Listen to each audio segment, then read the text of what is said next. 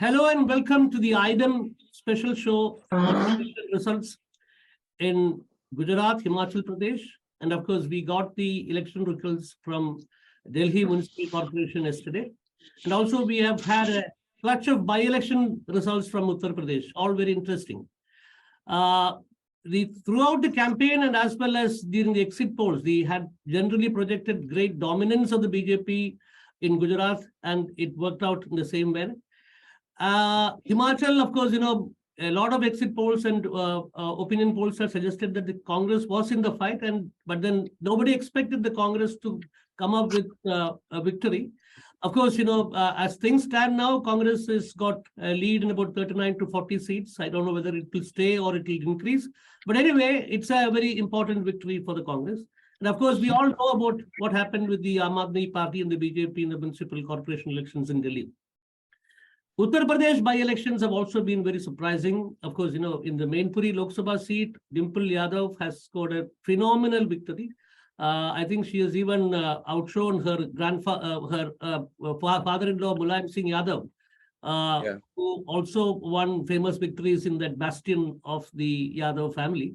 But it's a very interesting situation. And more importantly, in the Western UP constituency of Kathauli Assembly, the Rashtriya Lok Dal has also won a very important victory, though the Samajwadi Party has lost in Rampur. I would like to introduce my panelists before we discuss the very intricate nuances of the elections, because the panelists that I have with me today are all people who look at politics from different perspectives, very deep perspectives.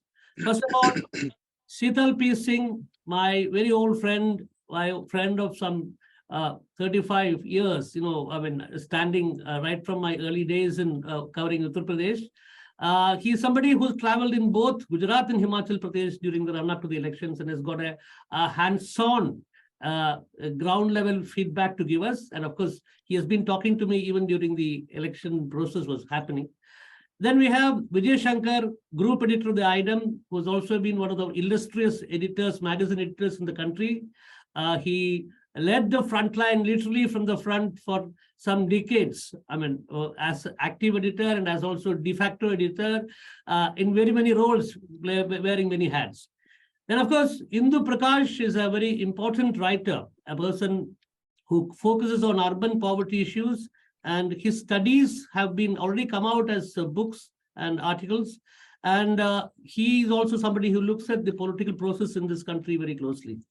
Then I have Joy Koshikanto, again, a very old friend of mine, and somebody who looks at politics and especially North Indian politics from a very nuanced lens, somebody who looks at the sociological intricacies and the realpolitik intricacies of elections.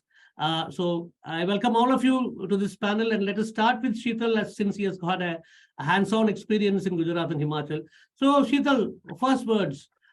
What do you make out of the Gujarat and Himachal results?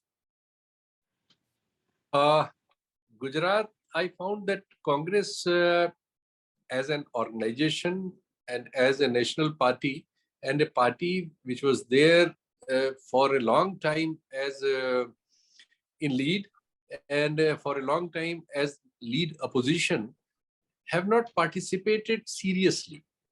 And it gave, though last year, in the last election, it was very close. And if it would had, say, concentrated on its organization and some, say, political programs, the result could have been different.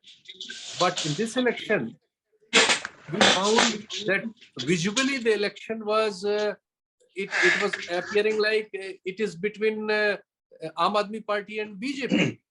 Congress was almost nowhere. It was you can find it in Vadodara or Ahmedabad or say Surat, the main cities of the Gujarat, and where most of their urban seats are in place.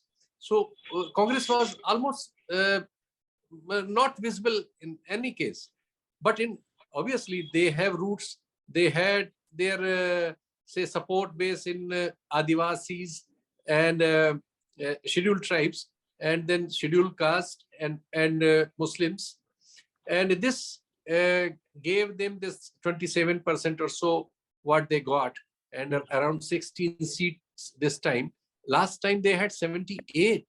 So you just see they have lost almost 61 seats in this election. They had 41% votes also last time. 41% vote they had. So out of that 27 they are getting, and around 13% is going to Aam Aadmi Party, which have taken a good chunk of their supporters in their say fold. And Aam Aadmi Party was campaigning like it is going to become the main opposition party there. Yeah. So and Aam Aadmi Party was actually got their base structure out of the Patidar Andolan, the famous Patidar Andolan, which took place before 2017 elections. And Hardik Patel was the leader, along with a group of other young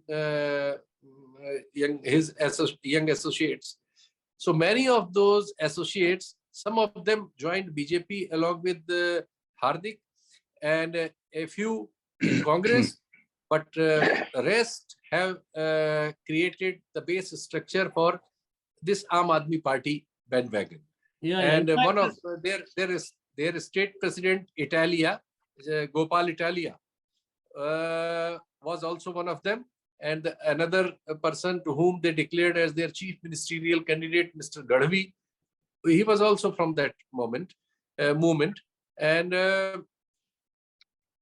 Aam Aadmi Party got some, say, good support in Saurashtra area, which is the biggest, say, area where Patidar community have their passion, and which have their economical and social, say, effect in that area. So Aam Aadmi is right now leading in 5 seats, out of which 4 they are leading in that very area, and 1 is an scheduled tribe seat where a local scheduled tribe party was there, and one of their constituents have joined Aam Aadmi Party, and he is either won or winning that seat.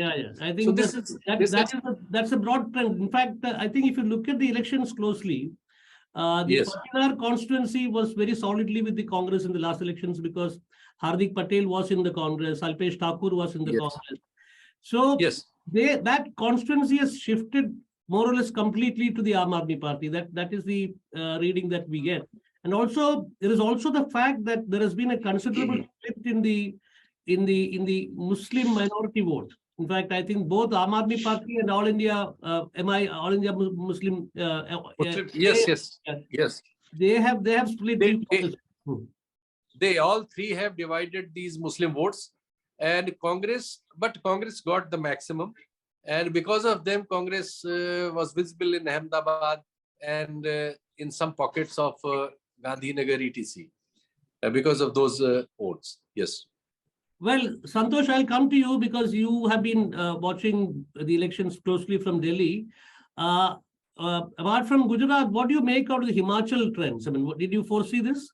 Venkatesh, good evening. Couple of big takeaways that we have from today's election results. In fact, it's all started from yesterday. One of the big takeaway is that Narendra Modi and BJP is not invincible. They can be defeated. Although, if you open up the television and look at the TV, it will see that, you know, some big war has been won. The 4th battle of Panipat has been won, and there is a new messiah on the ground. So that's not. So the media and the general scene out there is actually a mirage. The ground thing is that Modi is not invincible. He can be defeated. He has been defeated in Delhi in the Municipal Corporation. He has been defeated in one after the other, many assembly elections. The Himachal poll is a new trendsetter for Congress. It's an experiment which Congress tried with very much micromanaged thing from Delhi. I'll tell you the inside of it. Priyanka Gandhi headed the war room for the Himachal polls. Bhupesh Baghel was a lieutenant in charge of the Himachal preparations. There is one very interesting personality called Mr. Vinod Verma, who is the political advisor to Mr. Bhupesh Baghel. He's a senior journalist. He resides in Chhattisgarh. He has been camping in Himachal for the last 1 year or so, micromanaging things. And the greatest thing that the Gandhi family can now do for the Congress is not to do much, actually, and stay away from there, micromanage things. All their authority and their moral power to lead the Congress is not unquestionable. There is no one questioning that. So they should use that micromanage thing like Priyanka Gandhi did, and the result is always there. They are not good at combating Narendra Modi versus Gandhi kind of a thing. Himachal Congress could rescue only because it was not a Narendra Modi versus Gandhi affair.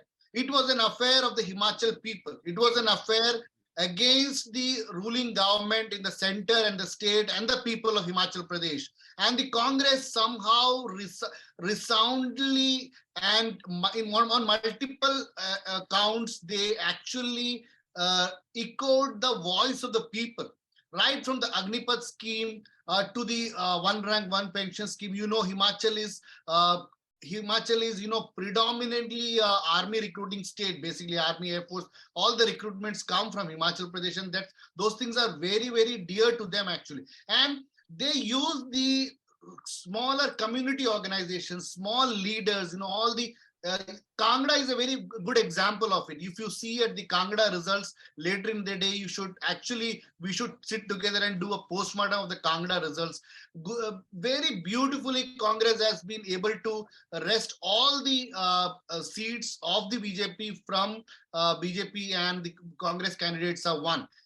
So the way forward for Congress or for any party to counter the mammoth BJP power, money power, muscle power, and the media power is to have a Himachal model ahead. What happened in Gujarat is very, very interesting. The media showed you that it's all Aam Aadmi Party versus the BJP. In fact, Venkatesh, I and you were going by the media. Congress would not have won any seat actually. Congress was nowhere.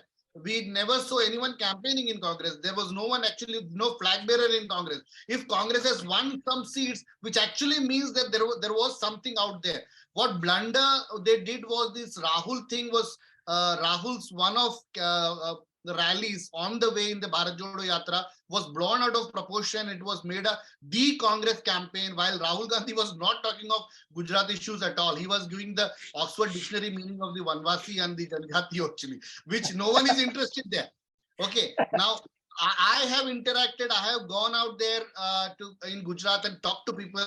1 out of 2 people, what they want to say is that महंगाई है, हाँ है, भ्रष्टाचार है, हाँ है, यहाँ पर स्कूल्स है, नहीं है, हॉस्पिटल में अल्ट्रासाउंड मशीन है, नहीं है, लेकिन क्या बीजेपी जीतेगी? हाँ जीतेगी, क्योंकि if BJP wins, Narendra Modi wins, and if Narendra Modi wins, then our pride increases.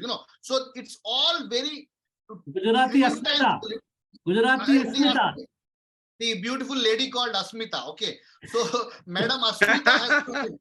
So Madam Asmita has to win. So what is Asmita? No one knows. Okay, if your son is unemployed, if there is no medical facility out there, you have made a mockery out of a tragedy like a Mobi incident, and you have made a successful candidate out of the tragedy. Actually, the man who has won from there is the man, the RSS man who was coordinating the rescue operations and all. So you have made a winning candidate out of a tragedy. So that should go down in history like something which is very, very interesting. So yeah. Gujarat and Himachal together has shown the way that what should be done and what should not be done in countering BJP as a party. Gujarat would be very, very interesting in the future, the kind of politics which plays out. We'll come to that, Joy. Basically, I think you have made a very nuanced point about the fact that that the Modi is not invincible, that BJP is not invincible, but you also focused on the predominance that economic affairs issues, especially in relation to employment in the army, has had in Himachal Pradesh. Induji, basically, I would like, because since you are somebody who looks at these economic affairs issues in a very close manner, I would like to kind of focus. How do you look at this disparity in the playing out of economic issues in Gujarat, Himachal, and Delhi? Can you give us a kind of comparative analysis of that? Okay. See, I personally feel that, I think the point that, Sheetal and Santoshji have made are very important. Quickly to just say here that, to what, in fact, what Sheetal spoke about Himachal, and, Joy about Gujarat, I think they are important issues. In Delhi, what has also happened, I would say, is that the people here did know that the current party, Aam Aadmi Party, actually had made a lot of impact, and they were able to rule out corruption. They were able to, improve on education, on health, on water, electricity, and all that. And they also knew very clearly, and I think which is very important, is that while BJP kept playing about the various corruptions and scandals and all, people in Delhi, knew for sure that what was happening was actually a ploy by the Modi and by Modi and his entire government to defame Aam Aadmi Party, but it never went to the common people. The people who impacted, the poor people on the ground, were with Aam Aadmi Party for the simple reason that they all have benefited by it. And if you see, I must share this very clearly, that actually Aam Aadmi Party really did not invest in campaigning as much as BJP did.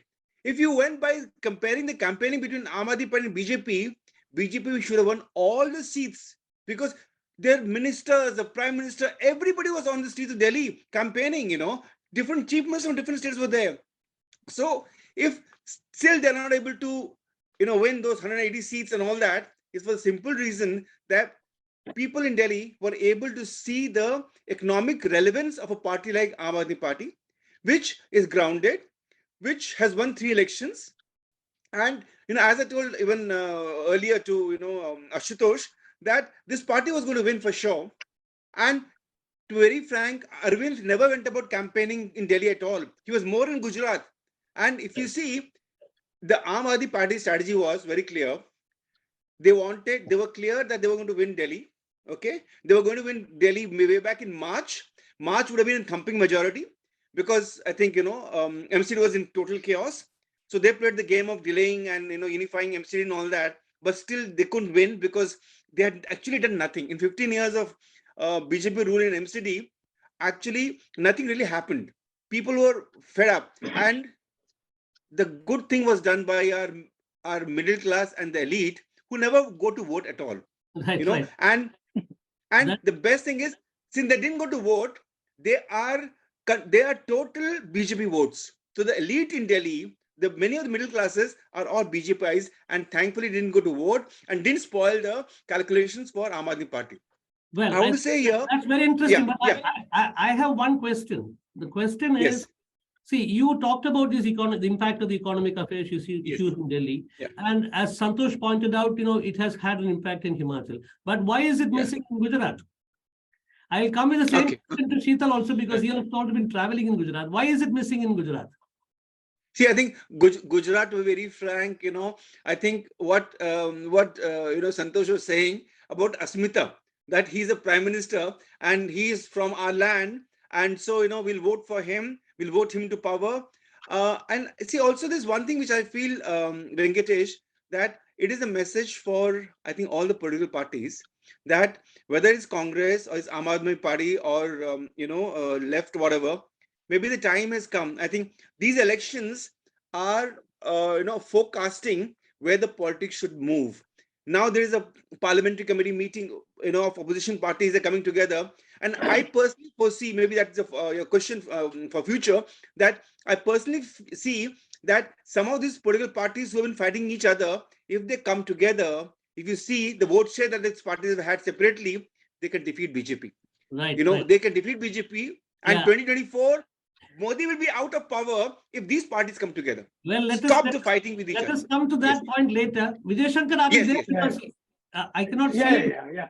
I cannot see. No. There is some. I'll come across. No, one second. I'm here. Yeah. Basically, thanks since for you and I are actually far away from the action, though I had traveled. That's what in parts of Uttar I'm a Pradesh. distant observer. At least No, you have some. I have a specific question. I have a specific question to you. See, we have been talking about the Gujarat Asmita, the impact of the economic affairs issues in Himachal and Delhi.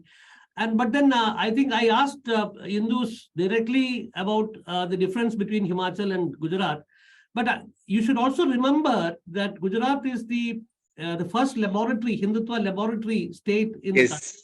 And as you are somebody who has been, following this, of course, from the distance of Chennai, but then you have been very closely following this phenomenon. And of course, you have translated A.G. Noorani's phenomenal book on the RSS to Tamil. I mean, it's a huge volume of running into thousands of pages. So can you give us some perspective on that? Also look at the elections from your perspective. Yeah. Two things. One, this basically, this vote bank politics is practiced by BJP better than other parties. That's what I think. See, first 2002 riots, that's the program. After that base, a base is created. There is something, whatever they have consolidated Hindu vote, and I don't know the exact Hindu vote. I don't know what exactly will be the composition of the Hindu vote, but that consolidation is a base. And whatever BJP gets from that is for above that is a bonus. So many factors play that. That is what that's what I understand from when I look at BJP. That is the starting point.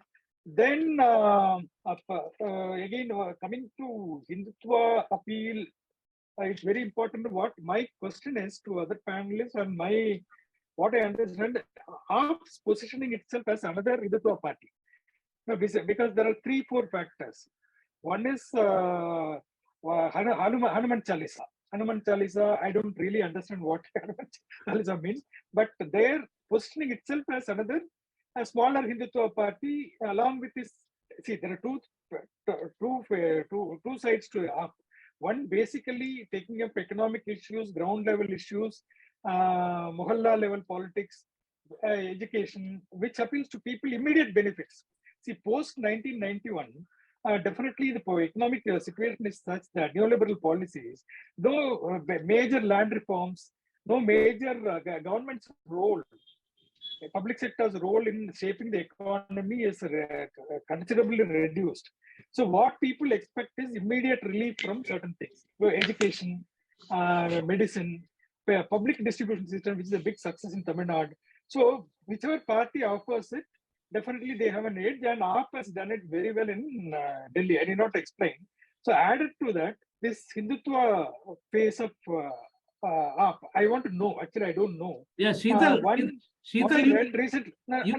to it. 3 points. One is AAP. What I heard is their Delhi's tourism brochure includes Ayodhya. Ayodhya is one of the tourism spots, part of this brochure. Second is Hanuman Chalisa. Third thing is their stand on anti-CAA protests. They were wishy-washy. They didn't take a clear stand. And their silence on many major issues where Muslims were under attack, their complete silence.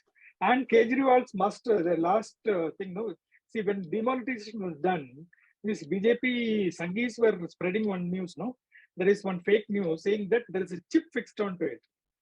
2,000 rupee note. So you can, that is the one famous actor said this and he has become a laughing stock. So now, but Kejriwal went one step ahead. He attaches gods to this currency notes, Lakshmi and so there are two things. One, this economic issues, it appeals. It appeals to people because it affects their day-to-day life. At the same time, he is also playing the Hindutva card in a different way. So I want to know what is the role of this in these elections. Sheetal is somebody who's been very closely following the Aam Aadmi Party for many years now, yes. Right from its even before its inception. So Sheetal and of course Santosh will be able to give us some feedback on that. Actually, Kejriwal is not having, I may say, a kind of ideological baggage with him, and he just want to grab anything just to make it an electoral success. If he thinks that because of that he can get an electoral success, he immediately jump for that. That is a problem with him, and he want most successes for himself only. He's leading his party as convener for almost now more than a decade now, and he don't have any second rung leadership to whom he is nurturing if for any eventuality, and he just running his party as most of Indian political parties are running, either in family or in individuals.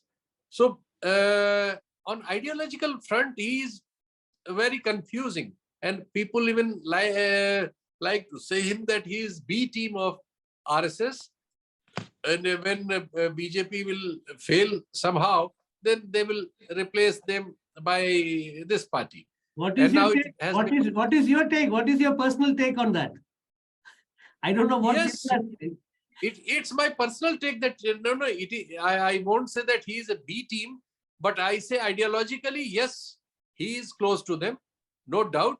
He has connections with this man Sri Sri. Okay. And RSS have many branches of many types, and so he has very good connection with him. And in his this Anna movement also, the cadres of Sri Sri, Ramdev and others did participate, and some VHP people also.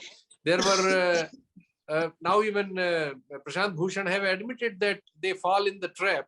Right. And these are facts. These are facts. So it is not he admitted that his father was a RSS man. He said that he has a, like most North Indian Bania family are with RSS, were with RSS and are with RSS. And we have in North India, we have a kind of culture of going RSS Shakha in upper caste, particularly in Brahmins and Baniyas, to be in RSS Shakhas in their childhood and others. So he admitted also. This lineage is there. Yeah. So all these things in this election, I found them futile for him, because in Delhi, though he won, but the difference between him and BJP is hardly 3% now. In the assembly election just before 2 years back, he was almost more than 13 percentage points more than BJP. But in this election in MCD, though he won, but he is hardly 3% away from BJP, and BJP increases its vote share, though it lost. Whereas Congress, though increases its vote share, but increases only in Muslims. Out of their 9 MLAs, 9 Parshans, they got 7 Muslims. Okay. So it appears that because of this kind of mimicry of Kejriwal, he is losing his support base amongst Muslims, one, and Dalits also, because he had a Dalit minister who recited some old fallacy of Ambedkar, and there was a controversy, and he asked his resignation. Whereas a Bania minister who is in jail for 5 months, a Bania Jain minister, he has not taken his resignation. So these kind of things did affected his vote bank in Dalits and Muslims. And if Congress get a strong person, a strong leader in Delhi, and could increase its 3-4% only, then in the assembly election in 2025, he may lose to BJP. Because BJP's support base is not decreasing, though they don't have a leader in Delhi for local leader, and they don't have a well-oiled organization as they had in other states, and they got defeated many a times and now defeated again. But in every election, they are increasing at least 0.5%, 1%. Including this MCD election. That's very important. In fact, Santosh was referring to exactly the same point yesterday. Yeah, please continue, Sheetal. You were saying something. Yeah. So this is very serious. Though this man, वो हिंदी में कहते हैं महत्वाकांक्षा बहुत है इसमें. Ambitious. Ambitious to the core that he wants to become prime minister. Oh, out of you got say some about 1 crore vote in Punjab, and this time around 30 lakh vote in Gujarat, and around 40-50 lakh vote in Delhi. So together it goes say around 2 crore votes, less than 2 crore votes, whereas Congress got 12.5 crore votes. And there are other regional parties who are having this kind of vote support of 1 or 2 crore. So if ever, and you are thinking yourself to be a PM contender, just because by fluke you got some seats in Gujarat, you can't. You can be a national party because of technical reasons. So is AIMIM. They have 4 or 5 MLAs in Gujarat. They had some MLAs in Maharashtra, they had MLA in UP. So just because they have participation in some states to very small level, if they start calling themselves a national party and national leader and call for prime minister sheet, this is not a serious politics which Aam Aadmi Party under Kejriwal is doing. That's very strong words, Sital. I will go to join. I'll go to Santosh now. We'll come back to you later. Okay. Okay. No, I have only one query. No, very interestingly, Delhi initial victory, then contiguous states nearby like Punjab, Haryana, Himachal Pradesh, and smaller states were able to expand. How do you explain their reach in Gujarat, which is far away from Delhi? I don't really understand how it is possible for a party like this to reach Gujarat, which is far away from Delhi. Yeah, because they are actually, Aam Aadmi Party cannot increase its base other than Delhi, and they tried in many states. In Goa, they fought very seriously, invested a lot, but got only 2 seats. In Uttarakhand, they even declare a person as their chief ministerial candidate, invest a lot, and but they get 0. In Haryana, they tried, they failed. In UP, they tried, they failed. In MP, they tried, they failed. They have a corporator in a place in MP, that's all. In Rajasthan, they tried everywhere. But in Gujarat, by chance, they got people who had a base through Patidar Andolan.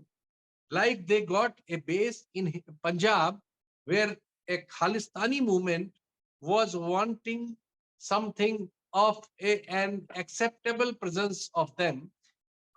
It was actually the Jats, 6 Jats, who are NRIs and rich and a landholding community, but they were not satisfied with the politics of Akalis and Congress, and actually they were supporting Khalistan movement to some extent, but later because of the problem they faced, the legal and the administrative problem, they succumbed to that, and they were frustrated. They wanted to express themselves somewhere.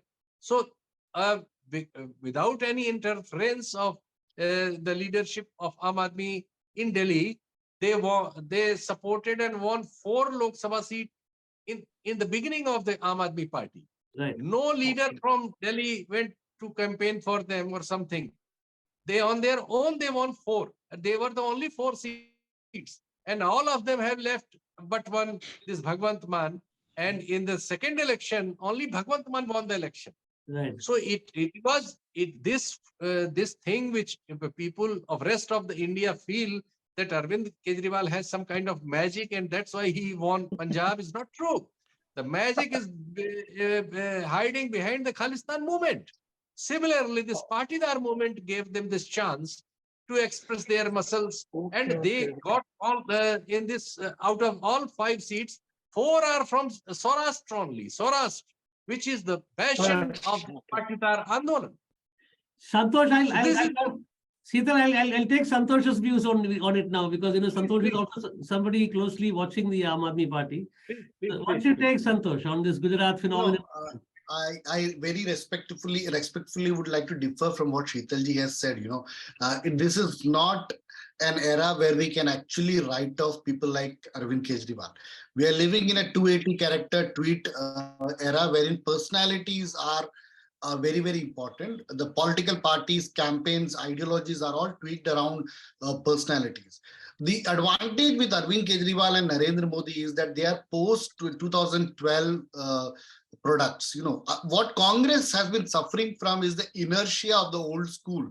They still resort to old school, although they try their best not to, but they still resort to the old school. You remember September 14, 2012, when Narendra Modi launched his campaign. He brought to the table a whole new rules of electioneering and campaigning and politics. Today, you are in an election, you are combating things, two humans can fight together and fight for an election. You cannot, a human cannot fight a superhuman. You cannot fight a he-man. So Narendra Modi is a he-man now. Why Himachal Congress won was they did not talk of Narendra Modi at all. That's why they could win. You are talking of countering a he-man who has Superman-like shields, who can, Ukraine's missiles can be blocked by his shields. He has daggers all around and he can come out and bring the dagger and go do a surgical strike. So this is the kind of a personality Narendra Modi is. And look at the campaign strategies which BJP brings around. The Delhi MCD campaign, the staple campaign which the BJP did for the last 1 month was a corrupt officer in Tihar jail would leak out a video. It will be given to a video agency. The video agency in the morning will give it to all the news channels and they will run for the whole day. That was a staple campaign which the BJP did. And no, but Santosh, I have a small point. See, the point is, at the fag end of the Himachal Pradesh campaign, this he-man image of Modi was resurrected. He even went and said that, that you are not voting for any local people. You are voting for the Kamal Ki Phool, and Kamal Ki Phool means Narendra Modi. He said that in Himachal, but it didn't work. No, it's not. One more. A little point. Himachal Pradesh have 4 Lok Sabha seats. Small, very small seats. Hardly 45 lakh votes. And Modi visited these 4, though it has 4 Lok Sabha seats, Modi visited 6 times during election to this small place and lost this badly. No, Sheetalji, what happens is Modi and BJP saying itself does not make the loop. There has to be a reaction from the other side also.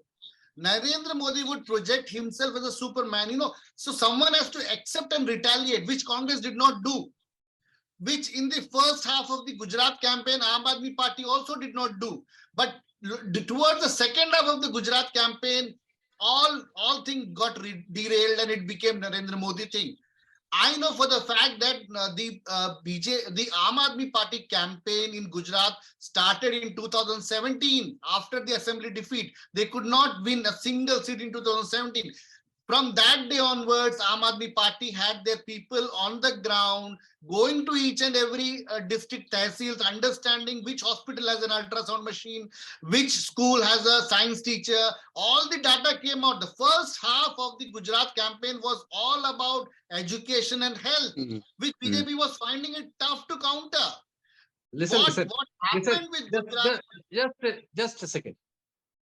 They had this kind of activity in almost all the states where they had an state unit.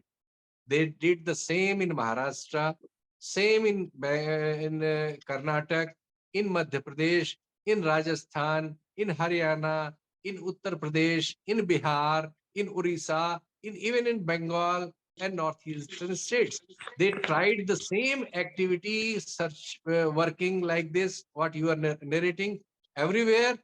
But they got this response only in Saurashtra and Surat, where a Patidar Andolan existed. And all their leaders at present, their president, their chief ministerial candidate, are part of that Patidar Andolan. These are hard facts which I am wanting to share. while you conclude yourself, please. The Patidar campaign, it's wrong to say that the Patidar community could side with one party or the other. If you have noticed the Patidar Mahapanchayat, which was held a year ago, they have resolved that Patidar leaders should be present in all parties, and that's the leader. The Congress, the BJP, and the Aam Aadmi Party, all the parties have Patidar leaders. In fact, Patidar en bloc voting is a myth, actually. What got worked in Gujarat is the BJP's whole campaign of the larger than life image of the Narendra Modi, and connecting Narendra Modi's image and Gujarat and the pride of India along with the success in Gujarat. What did not work for the BJP is that they cannot stand a micromanaged on the issue kind of a campaign. These elections have proved it. And if Congress has learned the lesson, there is a way for the Congress to go ahead for the electioneering path, actually. Indu, now your take, because we have had two senior people who are so involved in the day-to-day understanding of political affairs. So your take, the point is the difference between Gujarat and Himachal and Delhi, and is the Aam Aadmi Party actually ideologically weak? By the way, Venkatesh, by the way, Aam Aadmi Party has today got a national party status, huh? Yeah, I know that. Now, I know that. Yes. We have 9 national parties. Yeah. Thank you. I think, see, I would also differ with Sheetal for the simple reason that, because to be very frank, having known Aravind personally and also being part of the India Against Corruption campaign, we also joined the entire thing, but we had got nothing to do with the RSS as such. And for me, both Prashant Bhushan and Aravind, they are dear friends. Okay. So having seen Aravind very closely, to dub him, that playing a Hindu politics and all, I think we are actually very premature in that. We need to understand that Aravind is becoming an astute politician. He's learning from the politicians as such. For him, he is not playing the Hindu ideology at all, one. Two is, the entire Shaheen Bagh thing and all that took place at CA and all that. We were there on the ground at that point. I myself went to Jama Masjid and JNU's places and Jamia and all that. I can tell you, and when the riots took place in Delhi in 2020, February, we were there to handle the stuff and all. And we were asking, the party as to why are they not coming. In fact, the issue was that, in fact, we all know that BJP wanted that Aravind should come out and then say, let's see, he's a Muslim sympathizer. Okay. So the idea is that Aravind was very clear of his politics. His thing was that he's fighting for a larger cause and all that. He didn't come. So backlash is surely that Muslims think that, okay, he's maybe he's Hindutva supporter and all that. But to be very frank, even Vijay Shankar was saying, he's about Lakshmi and Ganesha thing on the notes and all. I can still tell you, it was only a ploy to just wrest things from BJP. He is not a guy who is Hindutva supporter at all. Deep down in his heart, he is not. He has, see, we may go into larger debates about his conditions and all that, but personally, seeing the Delhi scene as such, there are people even from Dalit communities and all, people also from Muslim communities as such, supporting Aravind. So I would say that, let's not read too much. And for the simple reason... there is a fact. Yeah. There is a fact that the point is the drop in vote share from the last assembly election to the MCD elections is a fact in Delhi. Mm-hmm. It's also a fact that the Muslim minorities are veering towards the Congress. Yes. So these two factors you can't agree. I mean, you can't just ignore. I mean, the point is, that factor is very much there. So I think, if Aravind Kejriwal and the Aam Aadmi Party realize it, well and good for them. If they don't realize, they will get more and further as the B team of the BJP. But Sheetal, Santosh, Vijay Shankar, Indu, I would like to bring in another point in relation to the Gujarat elections. See, if you remember, Gujarat during the 1980s, after the collapse of the Janata Party, and throughout the 1990s, the the bipolarity of politics in Gujarat was between the Congress and the remnants of the erstwhile Janata Dal. Not the Bharatiya Janata Party. The Bharatiya Janata Party was not a big player in the Gujarat in the 1980s. But they made a breakthrough in the 1990 election for the first time. The Bharatiya Janata Party became an important factor. And they pushed the Congress to the third spot. Janata Dal was the single largest party. BJP became the second largest party, and the Congress was pushed to the third position. So this Aam Aadmi Party's current emergence, with whatever percentage of votes they've got, because they are lesser than the Congress, is now being compared to the emergence of the Bharatiya Janata Party in the early 1990s in Gujarat. And there is a political theory or a hypothesis that, this is the way forward in Gujarat, that Aam Aadmi Party has the potential to become the principal opposition to BJP. I want your take, Santosh's take, and Vijay Shankar's take, and as well as Indu's take on it. I will come in. I want to raise a question related to it. I was about to come to that. Aam Aadmi Party becoming the second largest, like BJP was in the 90s. Yeah. See, there is a major difference. Aam Aadmi Party might have become the national party in terms of votes, with 2 crore votes or whatever it is. It's only in terms of votes. But do they have the organization structure to sustain themselves, to fight elections in all the states? And they lack there is a major difference between BJP and AAP. Though I agree with Hindu that he is not Hindu, okay. But there is this RSS factor, this organization structure backbone, which is helping BJP in every election. They start work on the elections just 5 years ahead of the elections. So, but they don't have the basic structure. Even Gujarat, they relied on Patidar, and in Punjab on Khalistani or Sikh Jats. But at an all India level, it's a very, very remote possibility. And with a no known or effective second line leader like Aravind Kejriwal, I think it is going to be very difficult for him to really become an all India party. It is going to be, because there is lack of organization structure, there is no RSS to back it, or RSS or allied organization for 50-60 seats. So it's not going to be easy for him to do. So I think we should not be really reading too much into his potential. I don't know. Yeah, but the point is, in Gujarat, this factor is being talked about. This comparison with BJP is being done. So Sheetal, what do you think about that argument? There is one more thing which I missed. I should have said earlier.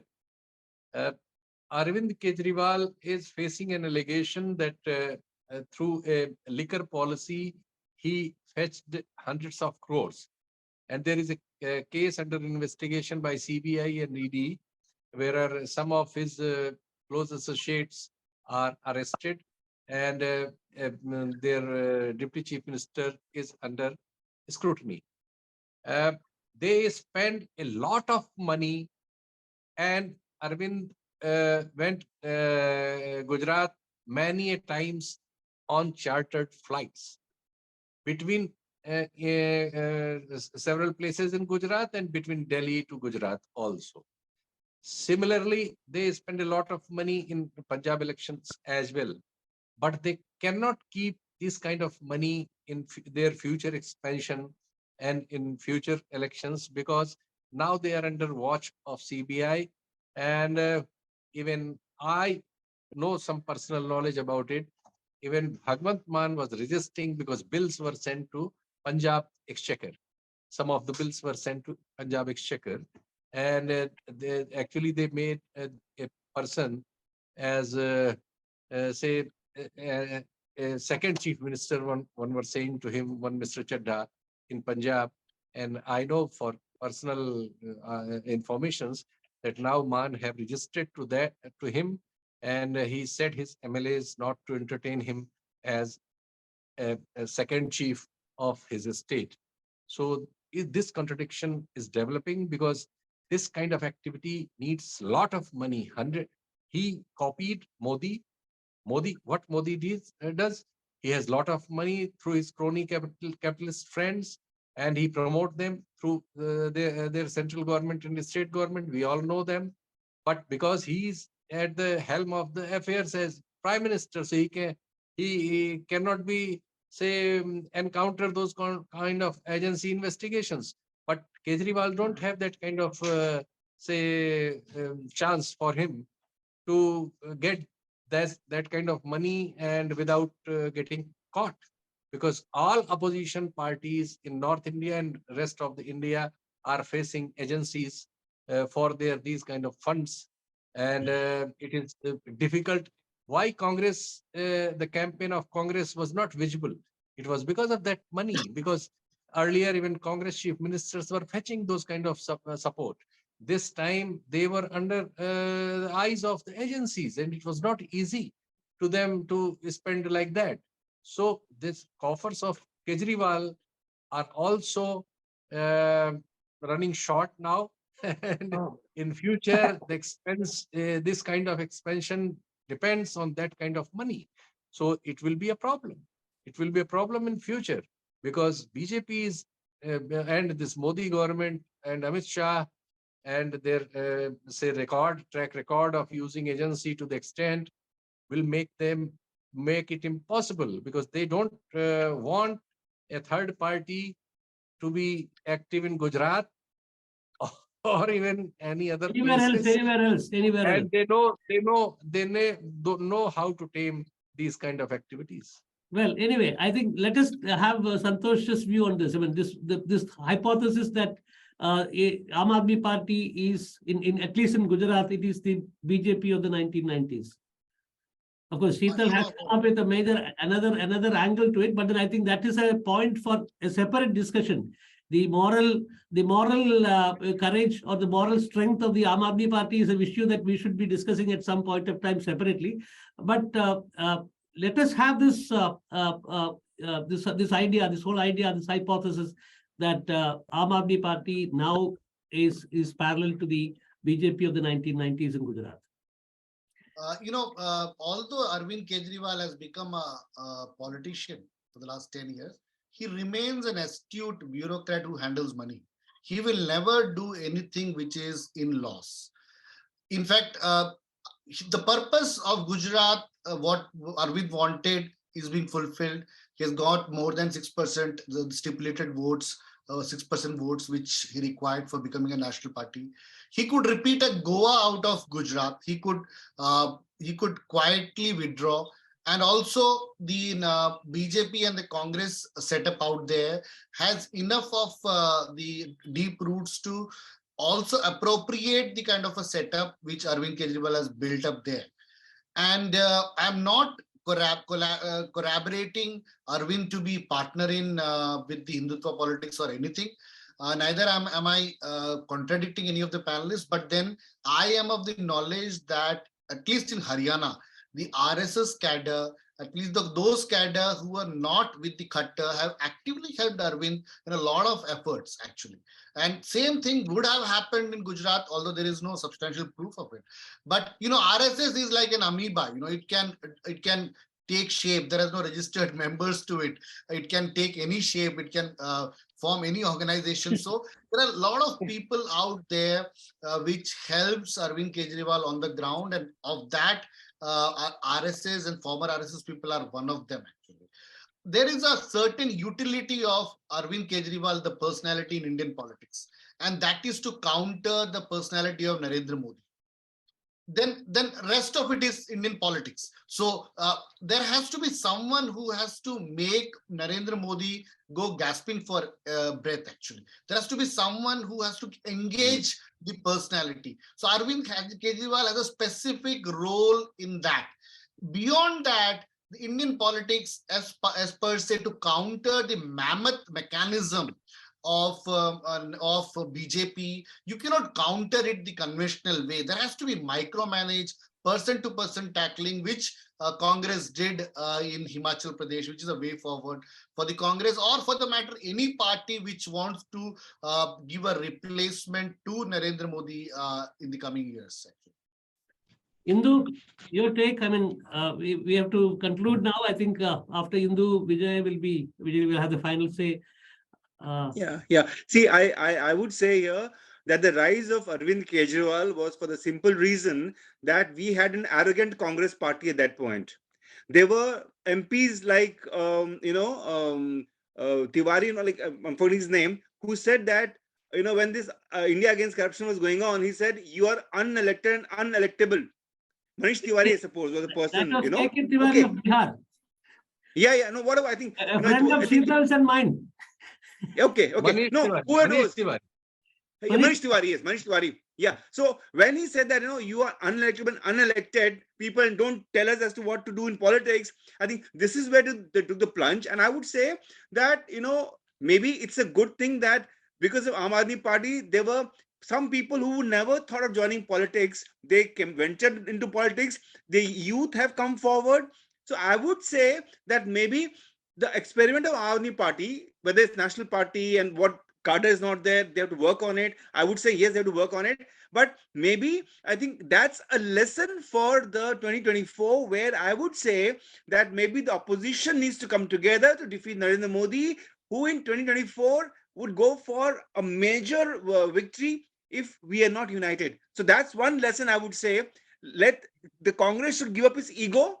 It's winning in Himachal, losing in Gujarat, whatever. But if Congress, as Mahatma Gandhi said way back, that Congress should disband after freedom struggle, so Congress can play a bit mature role in getting the opposition together. I think maybe that is an answer.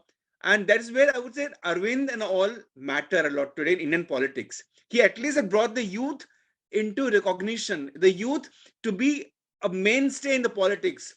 And many of us who were not interested, not that I'm going to join politics, but many people who should have in politics, they're getting to politics and the new faces. So I think that is the promise of, Aravind, and whether, his Hindutva and all those things, I wouldn't get into that because I know them personally very well.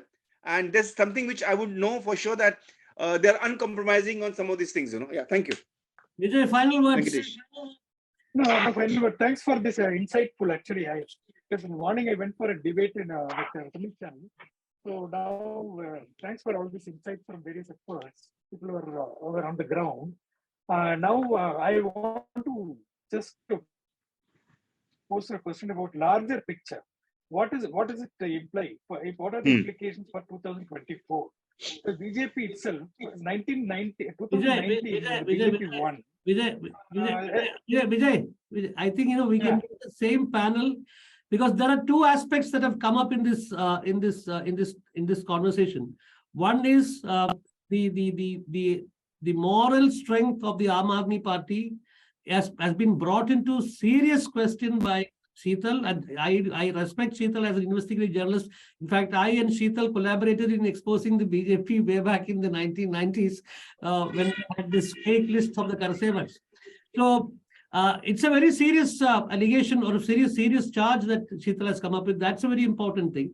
And I think the kind of projections that we can make on the basis of the current elections, it is not just the assembly elections, but the by-elections also, especially the by-election in both in Rampur as well as, of course, Mainpuri was a given, but the majority was, of course, was quite mind-boggling in the sense, I don't think even Samajwadi Party expected more than 1.25 lakhs, but then anyway, it's gone beyond that.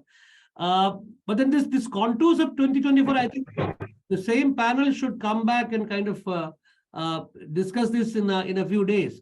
I think we should have a discussion. I think that will be better. Okay. Huh?